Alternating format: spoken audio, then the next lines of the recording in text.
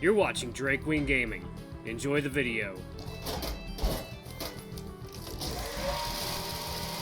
Hey guys, Nary here from Drake Wing Gaming. Some of you know me on Twitter, The Gaming Dragon. Today I'm coming at you to the Let's Play episode of A Place to Call Home.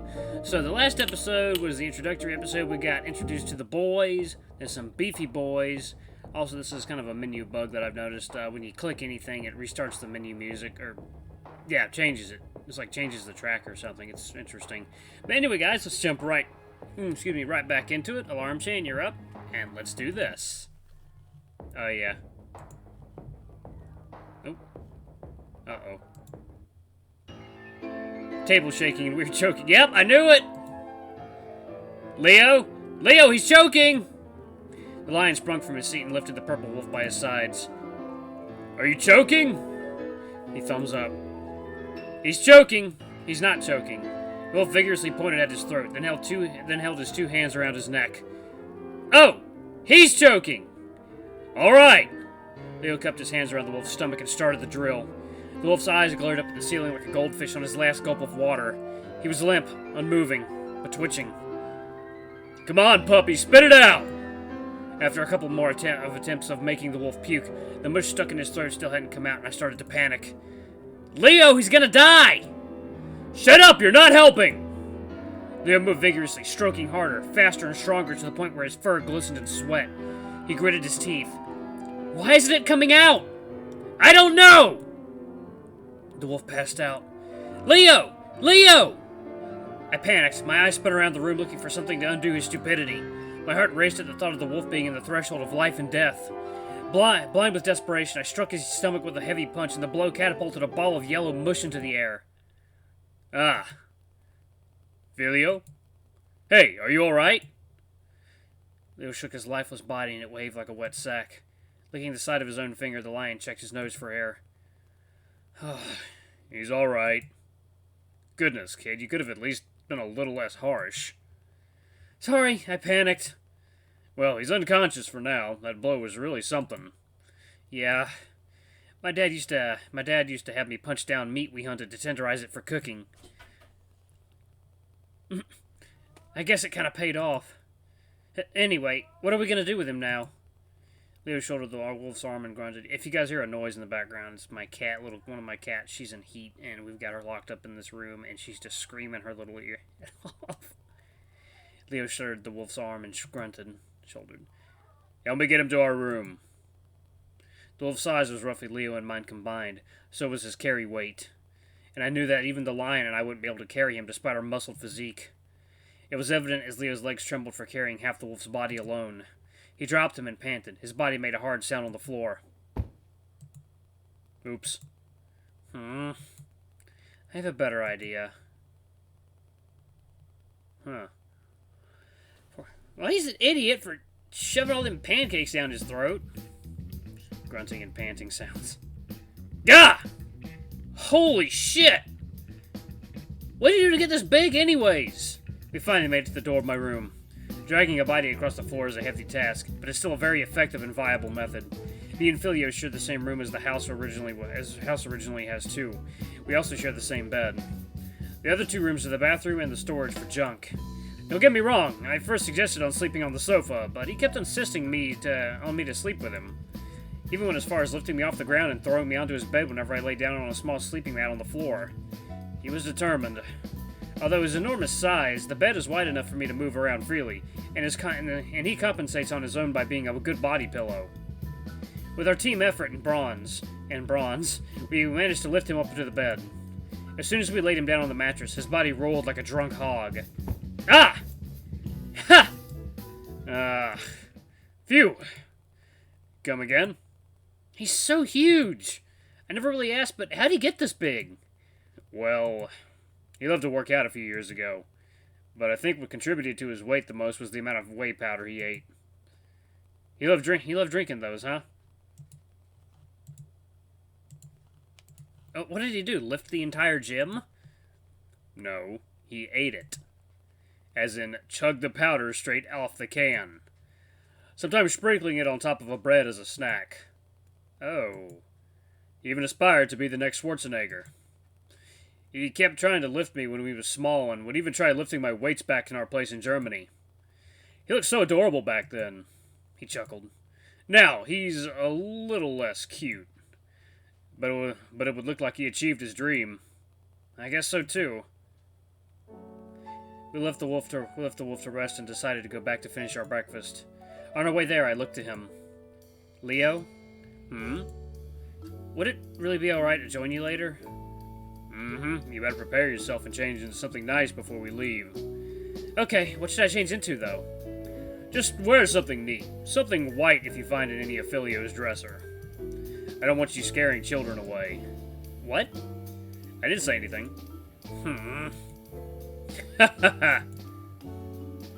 What made you decide on getting a job all of a sudden? I just want to buy things. Clothes. Is that it? Nothing else crossed your mind? Nope. He raises a brow. Really? I know a bad liar when I see one. Well, I do want to at least help you out on the bills and stuff. Oh? I feel bad for staying here in your house without contributing to anything. I really appreciate the concern, kid, but that's not necessary at all. And besides, that's Phileo's job. To work? To worry. Oh. But could there be at least something I can help with?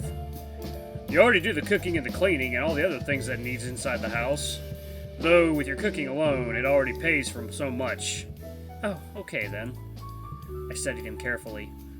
One of the things that always stood out was his eyes. It paralleled the entirety of him. Sometimes when he talks to someone, or to me, his gaze would completely fix perfectly onto mine, as if his very soul overlooked my physical body. It is strange, but mesmerizing he is. A thick strand of hair would always sway neatly between his stoic face, dancing along with the wind, making him look dead serious whenever he paused to listen. The lion hunched back into his chair, munching on the rest of his food. He warmly smiles at me. I smile back. Well, I'm gonna go clean the puke on the wall. Mind taking care of the plates for me? Wow, what an intense morning. After doing the dishes, I headed to the bathroom to take a shower. Wow, God, that bathroom is incredible! Holy hell! Damn. Door sliding open. I turned the knob and water sprinkled lightly. My fur became damp with each second, soggy, wet, and slick with soap. The air swirled with small bursts of sweet scents. Some I even recognized were honey and lavender. The water was rather chilly, too. Well, not that chilly, but I'm used to it. Wait, let me see. Well, not that I'm not used to it. I used to bathe in the clear rivers in the hometown in cool mornings before the sun rises. Though it seems that I lost that quirk from the years gone by. I wonder if he still does that now. I wonder how Dad's doing. I lathered up my fur with a bottle of that sweet-smelling lavender shampoo I had asked Leo to buy me for the other day. And as expected, it has already reduced to half the amount in just a few days. Well, that explains why his fur is soft and smelling nice. The wolf often used large amounts of shampoo, mainly for his front, and would not go a day without bathing. Trying to rinse off the hollow feeling that swallowed me, I stood still and closed my eyes, letting the cool flow of water stream down every inch of my body.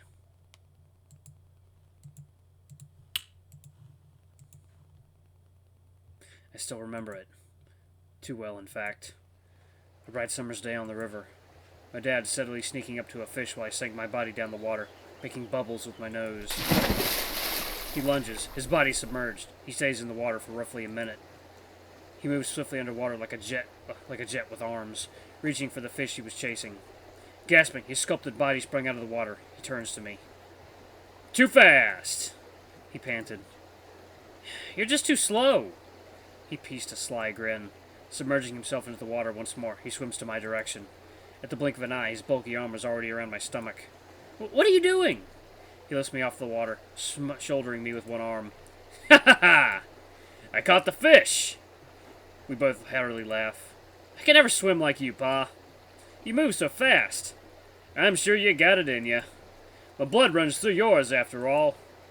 He slaps my... Oh. Ah! Put me down! I really shouldn't stay here for too long. I don't want to catch a cold.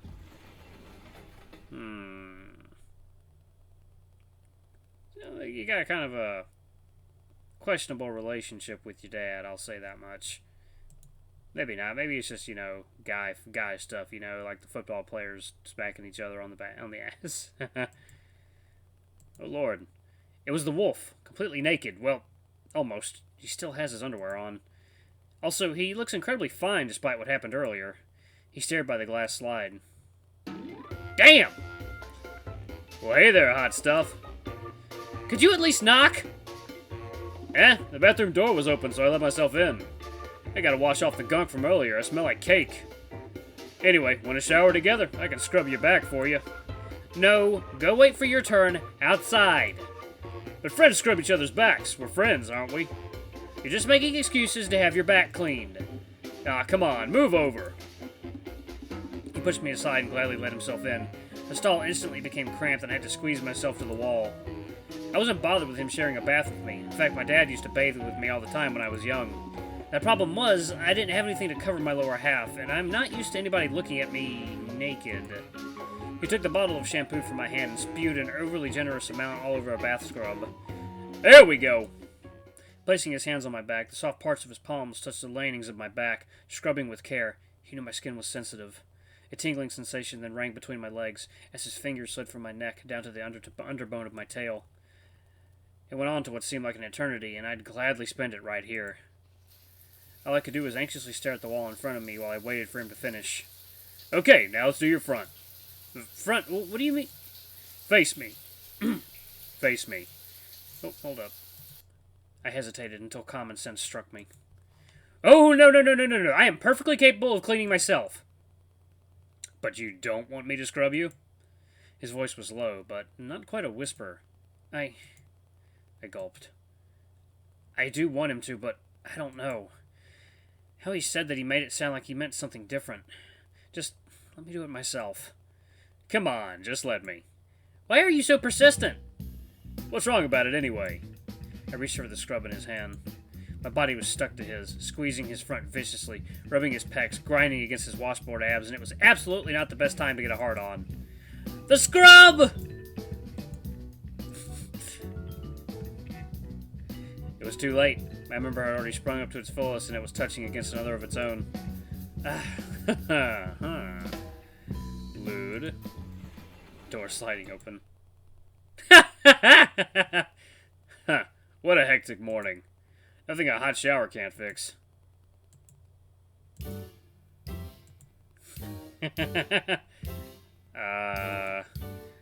Stop moaning! Leo entered and paused, breathless. His eyes traced down to our crotches, and all I could do was freeze at his gaping face. What's going on? Yes? What? I mean, no! Go and wait for your turn, Lo.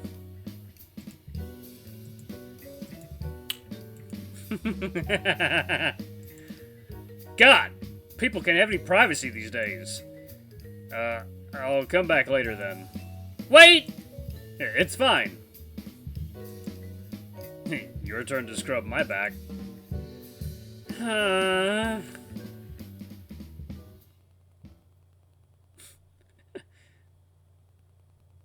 We both finished bathing and dried off with our towels without uttering a word. I actually ended up washing his back. What the hell was he thinking? Hey. You were pretty hard back there. The hell? Why wouldn't I be? I feigned ignorance, my gaze on the opposite side. I was just excited from jumping around, I muttered. It was throbbing in my chest. Thinking about it made my blood rush to my head in euphoria, but it's something I can't openly express to this wolf. He's not like me, after all. He's not gay. I shrugged the feeling off. Really? He's not gay? Really? After that? What do you think I should do today? I think I'll read more visual novels. This is popping up in so many VNs I'm playing. Some of the characters are like, hey, let's go read some visual novels. I'm like, yeah, I'm already doing that, thank you. I think I'll read more visual novels. I've still got a pile to go through. Oh, dang, I also have to check on my ratings. Your children's books? No. The novellas I've published a couple years ago. Man, I can't quite look at all those shiny gold stars. Wait, sorry. Man, I can't wait to look at all those shiny gold stars. Eh? You sure about getting those good reviews, though? Of course, I'm a great writer, just so you know. Huh. A bit doubtful of his claim. I always knew him to be a little bit over the top. His ego was mostly due to his beloved books, his accomplishments. He's a bit too selfish sometimes, but he almost has no willingness to listen, even to his older brother Leo, in fact. Always headstrong and believed in his rights in which whenever they had an argument, the well-composed Leo would solemnly reply with a shrug, already giving up before the argument had even started. What are you doing? Like it? My DIY cosplay of Amicus. Oh. You look good, and, it looks good. You look just like him. Who is Amicus? Is that for a person? That's a person from, I think, Ad Astra? Ad Astra? Someone, in the comments, let me know. I could help but smile. Oh, human. Aid me on my legendary conquest to become the king of the wolves. But my family, my friends, my planet. I enacted the scenes, arms in full action. Why must fate be so cruel? Human, endure thy suffering. I shall grant thee immense bounty in return. He held out a hand, inviting me to hold it. If not love. I grabbed his hand and he gently took me in a spin, holding me by the waist as I stared into his eyes at this music. Whatever shall I do to end this curse the gods have cast upon us? Our legacy shall not be forgotten. To the stars! He leaned in closer, lips inches away from mine.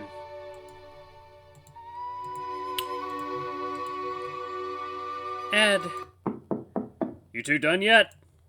Leo's voice echoed behind the door. I stepped out of my trance and dropped on the floor. Oof! Sorry about that. Ah, right, I almost forgot.